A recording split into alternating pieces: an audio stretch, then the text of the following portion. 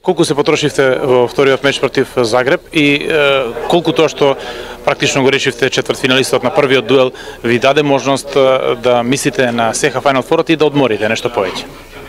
Добро, мислам покрај големата разлика од првиот надпревар, сепак требаше да се одигра тој надпревар и не можеш да се одмараш во ракомет. Мислам дека мора да даеш се од себе за да играш, ако не ќе испадне смешан таму на теренот.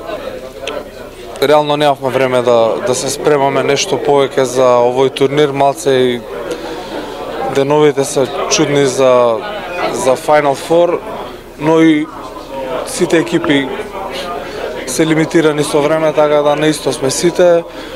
Ние сме 8 пат поред на Final Four, секоја година доаѓаме тука да победиме, така ќе биде, да освоиме, така ќе биде оваа година.